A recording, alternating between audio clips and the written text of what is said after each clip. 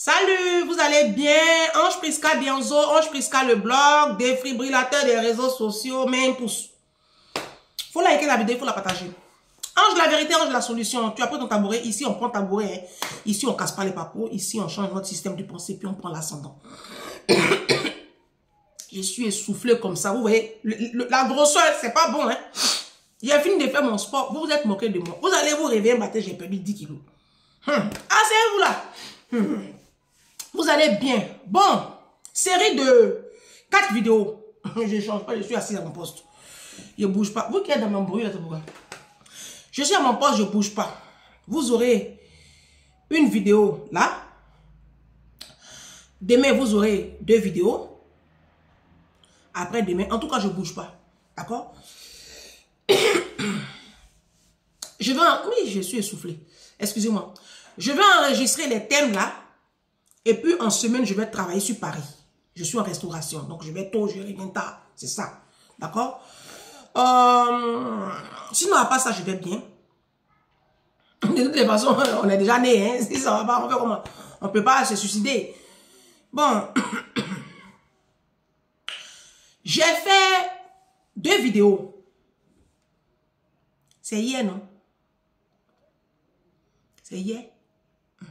Hier ou avant-hier, je ne sais plus. Où j'ai parlé un peu de ma grossesse difficile et de mon accouchement. D'accord? Cette vidéo-là, je l'ai fait dans le but d'aider mes jeunes sœurs qui m'écoutent parce que je suis beaucoup écoutée par des jeunes de 18 à 26 ans, 27 ans. Donc, ce sont mes filles. Excusez-moi. Ce sont mes filles. D'accord? Je les appelle mes filles, mes fils. J'ai un fils. J'ai 2, ils sont au Canada. Il y a 3 qui sont aux États-Unis. Des enfants de 25 ans, 26 ans. Au Bénin, au Togo, ici en France même. Les petites filles maliennes, guinéennes, là, elles sont pleines dans mon inbox comme ça. Les sujets que vous m'avez demandé de traiter là. Ils ne traitent pas. Hein? Oui, ils ne traitent pas. Mes filles. Parce que vous m'avez dit de parler de vos parents sauvages là. Qui sont tous là, qui font n'importe quoi. Ils m'ont fatigué ici. Ils m'ont insulté mon gros nez ici. Vous m'avez envoyé encore ce sujet. Ils ne traitent pas. Hein? Ah, c'est mes filles. Elles me suivent. C'est des petites filles maliennes. Là, elles ont 22 ans, 23 ans. Elles sont trop marrantes. Vous m'avez connu comment même, vous les enfants là. À votre âge là, vous me connaissez. Donc, bref, je tousse beaucoup. C'est le pollen. Et puis c'est la grosseur. Donc, c'est pour ça que j'ai dit, on maigrit là. Et puis, vous vous moquez de moi là. Encouragez-moi, hein. Donc, j'ai fait une vidéo où j'ai parlé de mon accouchement. J'ai parlé voilà. Du fait que je me sois séparée du père de ma fille. C'est moi, hein. C'est pas lui. Lui, il n'avait rien à voir. C'est moi qui en demandais un peu plus. C'est comme ça que je suis. Moi, je sais ce que je vaux. Donc, quand une situation ne m'arrange pas, je sors là-dedans. C'est pas un drame. C'est pas grave. Hein. Il n'y a rien de nouveau sous le soleil. Bon, je vais dire, il y a rien d'extra, quoi. Moi, je me suis ouverte comme ça pour vous expliquer un peu que vous nous voyez sur les réseaux sociaux, là. Bah, on a la même vie, hein. C'est pour cela que je vous dis, faites attention aux réseaux sociaux. Vous savez, les influenceurs sur les réseaux, ils vous font miroiter un rêve qui n'est pas une réalité. Leur vie est bien en deçà de ce que les gens vous montrent. Ils vous montrent ce qu'ils ont envie de vous montrer. Ils ne sont pas souvent vrais. D'accord? Ils ne sont pas souvent vrais. Faites beaucoup attention. On voit souvent ici des influenceurs et puis vous les voyez, vous êtes en admiration. Et puis un jour, bim, il y a des scandales sexuels sur eux. On entend des noms associés à un réseau de proxénètes, un réseau de porte-à-porte. Et puis vous êtes choqués. Pourquoi? Parce que vous faites des films sur les influenceurs. Ne vous faites pas de films. D'accord? Moi, j'ai des dettes comme vous. Sauf que moi, je n'ai pas de découvert. Mais des dettes, j'en ai. De toute façon, à la diaspora, on a pratiquement tous des dettes. Hein? Attends. D'accord? Bref. J'ai fait cette vidéo parce qu'il y a beaucoup de jeunes filles qui me suivent. Et il y a 2 parmi qui m'ont contacté. Et qui sont suicidaires. Et c'est pas du jeu. Hein. C'est pas facile parce que je suis obligée de les écouter, de leur parler en inbox. Et puis je leur explique que, attends, tu es enceinte de 2 mois et le père de ton enfant, il veut pas reconnaître la grossesse, il quitte le bateau. C'est pas nouveau, hein. La Bible dit, il n'y a rien de nouveau sous le soleil. Il y a une qui m'a contacté, elle me dit, elle va aller faire un avortement. Je dis, moi, tu m'appelles. Et tu me dis que tu vas aller faire un avortement. Et tu penses que moi, je vais t'encourager? L'avortement, c'est un meurtre. C'est un crime, mais c'est un meurtre.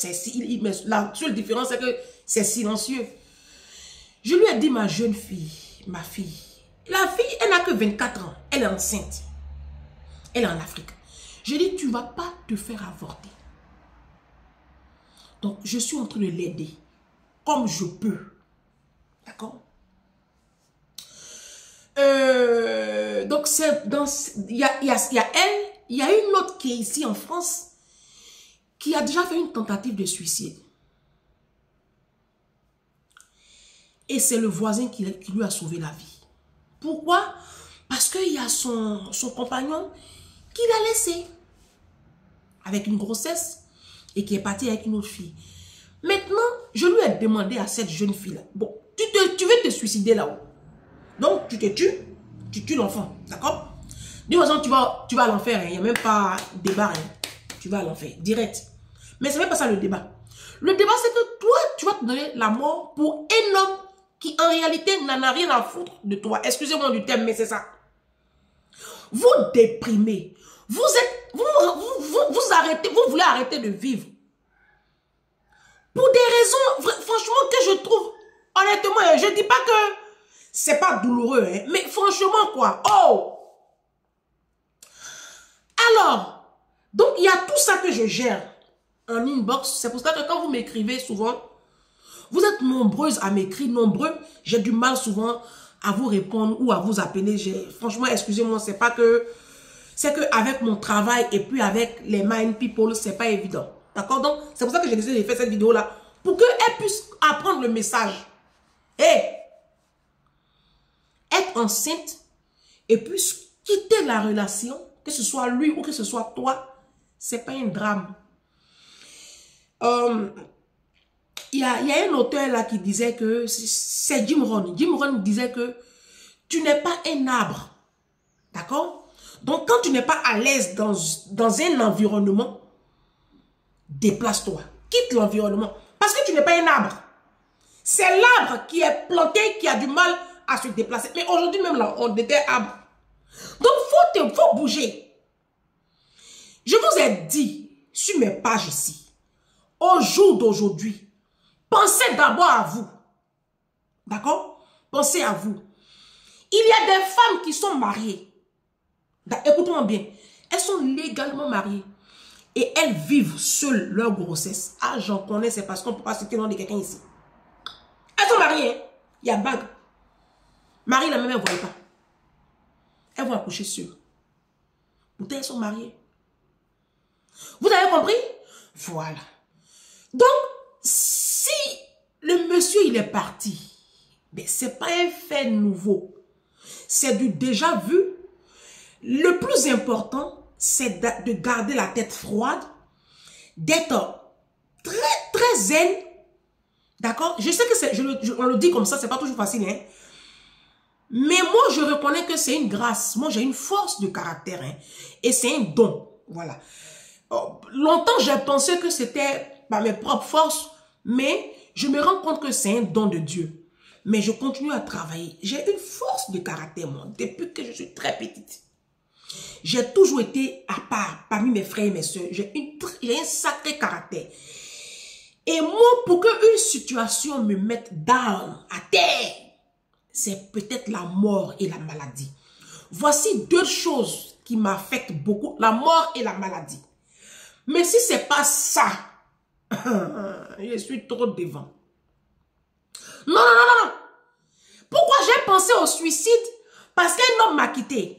Mais s'il m'a quitté, c'est est-ce que je suis né avec lui? Mais il n'a pas dit. Mes soeurs qui êtes enceintes en ce moment, qui m'avaient contacté, et même vous qui m'écoutez, qui êtes enceintes et qui vivez une situation de confusion, d'accord? C'est pas la fin du monde. Vous n'allez pas interrompre cette grossesse. C'est un crime, c'est un meurtre. Écoutez-moi très bien. D'accord? Tu vas amener ta grossesse à terme. Tu vas travailler, tu vas t'occuper de toi, tu vas t'occuper de ce petit être. D'accord? Et le plus important, c'est de retenir une leçon. Il ne faut plus refaire les erreurs du passé. C'est ça qui est un peu difficile avec la femme africaine. La femme africaine n'apprend pas de la vie. C'est pour cela que vous les voyez généralement, elles ont 3, 4, 5 enfants de pères différents. Parce que souvent, ça n'a pas, il y a un non-sens. Hein. Tu as eu une première relation avec un homme qui a démissionné, d'accord? Tu dois avoir tout, tu dois prendre toutes les leçons. Et la prochaine fois, ne pas faire les mêmes erreurs. C'est là le plus important. Sinon, ça c'est rien ça. Ça c'est... D'accord? Il y a pire, hein? Il y a des personnes aujourd'hui qui sont en train de lutter avec un cancer, lutter avec une insuffisance rénale. Il y a une mind people qui m'écoute, qui écoute mes vidéos, qui a 2 enfants autistes. Vous pensez que la vie s'arrête à vous là? Ça c'est rien ce que tu vis. Vivre seul sa grossesse, je veux dire, ça va, c'est pas comme si c'était la mort quoi. Oui, on aurait souhaité mieux, mais bon, c'est là, tu vis ta vie. Mais je vous informe qu'il y a des femmes qui sont mariées, qui on les appelle madame, épouse dehors, et pourtant elles vivent seules la grossesse. Et je sais de quoi je parle, et elles vont se reconnaître ici plein. D'accord?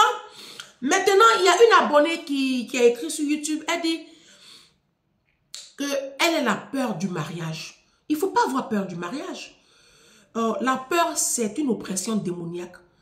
Et le mariage, c'est une grâce de Dieu. On ne peut pas avoir peur du mariage. D'accord? Si tu as peur du mariage, ça veut dire que tu as peur de Dieu. Il ne faut pas avoir peur.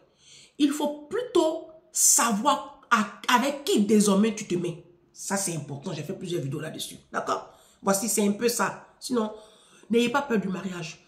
Avoir peur du mariage, c'est une insulte. Tu offenses Dieu. Et je vous ai déjà dit, ne vous mettez pas à dos Dieu. Vous pouvez vous mettre à dos tout le monde, mais pas Dieu. N'offensez pas Dieu. D'accord? Le mariage est une institution divine. Elle est puissante.